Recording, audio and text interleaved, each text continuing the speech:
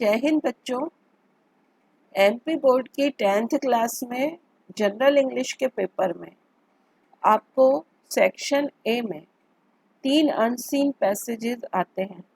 अब unseen passage का मतलब ही होता है कि आपने पढ़े हो या नहीं पढ़े हो, अनसीन जो देखे ही नहीं हो आपने, उसको हल करना है।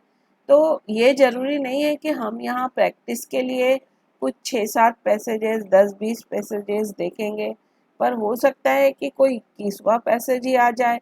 पर ऐसा कोई कठिन पैसेज नहीं आएगा जो आप लोगों के समझ में नहीं आए, क्योंकि कोई भी पैसेज आपके स्तर का ही होगा जिस पैसेज को आप बच्चे समझ सकते हो। तो हम पैसेज हल करने का तरीका सीखेंगे। पैसेज कोई भी हो, हमें हल करना आना चाहिए ताकि हमें इसके 5 नंबर जो होते हैं ये पूरे के पूरे मिल जाए। तो इस तरह से 3 अनसीन पैसेजेस आते हैं 15 नंबर के। तो चलिए, इसके पहले वाले वीडियो में भी मैंने एक पैसेज आपको हल करना सिखाया था। अब ये एक अगला पैसेज है, एग्जाम्पल के तौर पर इसको हम हल करना सीखें। तो सबसे पहले मैंने आपको बताया था कि पैसेज को वैसे तो बार बार पढ़ना होता है, 2-3 बार पढ़ना होता है, लेकिन हम पैसेज पढ़ने के पहले उसके क्वेश्चंस पढ़ लें। 2 मिनट लगेंगे क्वेश्चन पढ़ने में भी। तो उसके बाद पैसेज पढ़ते हैं तो हमें आधे से क्वेश्चंस के उत्तर भी मिलना शुरू हो जाते हैं। तो व्हाट इज, ये क्वेश्चन है, what is the factor that assure strength. अब इस पैसेज में कोई ऐसा फैक्टर होगा जो स्ट्रेंथ यानी ताकत के लिए होता होगा। ठीक है, हम देखेंगे, इसको पढ़ के देखेंगे। What happens if each member of a football team plays his own game. अब देखो, इसमें फुटबॉल टीम के बारे में है और प्लेज हिज ओन गेम, यानी यहाँ ऐसा कुछ होगा कि टीम के अंदर यदि कोई अपनी अपनी चलाएगा, हर व्यक्ति अपनी अपनी चलाएगा, फुटबॉल टीम है मान लो, तो क्या होगा, ऐसा कोई प्रश्न बात होगी इसके अंदर। अगला प्रश्न है, what morals does the passage carry. इस पैसेज को पढ़ने के बाद क्या शिक्षा मिलती है। मॉरल यानी शिक्षा। फिर आगे अगला प्रश्न है, divide and conquer was the motto of.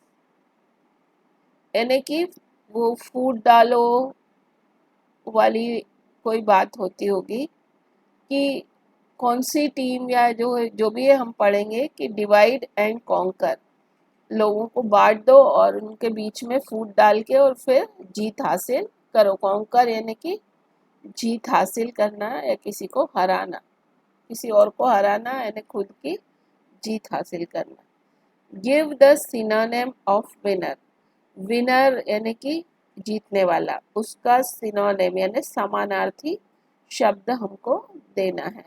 बच्चों, परीक्षा में हमको प्रश्न पत्र पर कहीं भी कोई निशान नहीं लगाना रहता है, लेकिन थोड़ा सा यदि हल करते समय बिल्कुल पेंसिल से बिंदु आकर के आप निशान लगा लीजिए और बाद में हल करने के बाद उनको मिटा सकते हैं, क्योंकि आप बच्चे इधर कुछ समझेंगे और बाद में जाके भूल जाएंगे, इसलिए हल्के हल्के से पेंसिल से निशान लगाकर मिटाने की आदत डाल लेना। तो अब ये है पैसेज, मैं उसको रीड करूंगी, आप लोग भी पूरे वर्ड टू वर्ड ध्यान से देखिएगा। ये केवल कहानी नहीं है, इसको हल करना आपको सीखना है। पैसेज पढ़ती हूँ मैं। It is an admitted fact that union और कोऑपरेशन इज स्ट्रेंथ।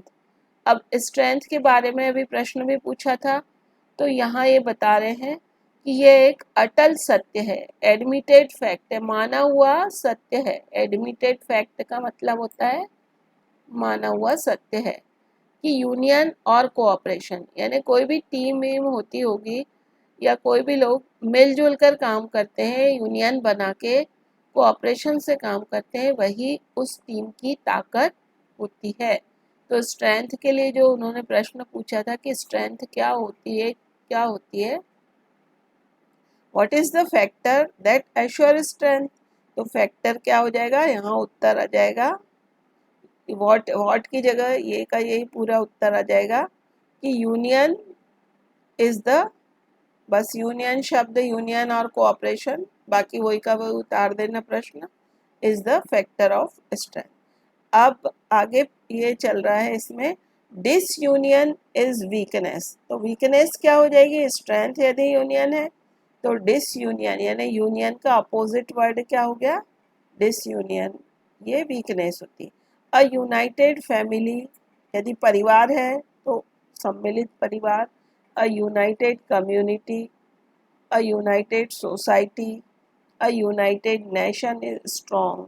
राष्ट्र में भी यदि एकता होती है तो वो स्ट्रॉन्ग होता है, यानी union is the factor of strong strength.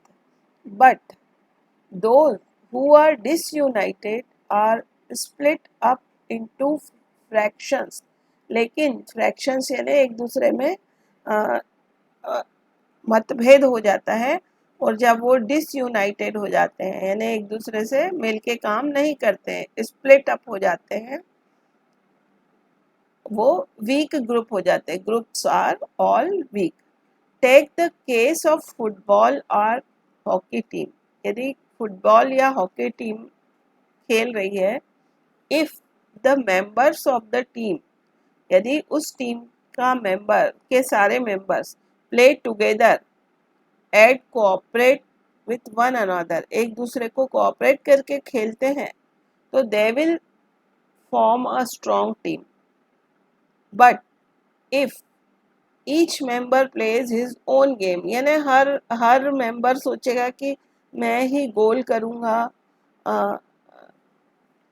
खेल में, मैं उसका श्रेय लूँगा, तो वो टीम को जिता नहीं पाता है जब तक कि सब लोग मिलजुल कर नहीं खेलते हैं। तो they will surely be defeated, यदि अपनी अपनी चलाएंगे सब। If each member plays his own game they will surely be defeated. अब देखो यहाँ पे एक प्रश्न हमने पढ़ा था कि यदि फुटबॉल टीम के मेंबर अपनी अपनी चलाएंगे तो क्या होगा, तो इसका उत्तर हमें मिल गया है कि यदि वो अपनी अपनी चलाते हैं तो they will surely be defeated. तो यहाँ हमको इस प्रश्न का उत्तर भी मिल गया है, कौन सा, what happens if each member of football team plays his own game. तो पूरा यहाँ से उतारने का है हमको, if the members of the team play, यहाँ से आएगा, यहाँ से आएगा इसका उत्तर ये, और डिफीटेड, बस इतना आएगा। अब however strong the individual player में बी, भले ही कोई अकेला एक बहुत अच्छा प्लेयर हो, पर जब तक टीम साथ साथ नहीं खेलेंगे जब तक जीत संभव नहीं होती। The same is true in army, army में भी ऐसा ही होता है। टू विन अ बैटल, एक युद्ध को जीतने के लिए an army must work as one man, पूरी आर्मी कितने भी सदस्य हों, एक एक मत से काम करना होगा। Napoleon's motto was, Napoleon Bonaparte नाम का एक शासक था, उसका जो सिद्धांत था divide and conquer, he tried to split up armies, वो उसके अपोजिट व्यक्ति जो होता था उनको क्या करता था, भड़का के और उनको एक दूसरे से अलग कर देता था, और फिर वो अपने विरोधी को हरा देता था। तो इस तरह से ये उसका मोटो था। तो देन ही वुड ओवरकम, उसने बहुत सारे युद्ध जीते थे नेपोलियन ने, तो उसका मोटो क्या था कि लोगों को विभाजित करो और फिर उनको हराओ। Then he would overcome them one by one, divided they were weak, a united team, a united army, a united nation is strong, united we stand, divided we all। तो अब हम और देखें यहाँ पे question, what moral does the passage carry, ये जो passage है इससे हमें क्या मॉरल मिलता है, तो इससे ये मॉरल मिला है हमको ये जो क्वेश्चन है,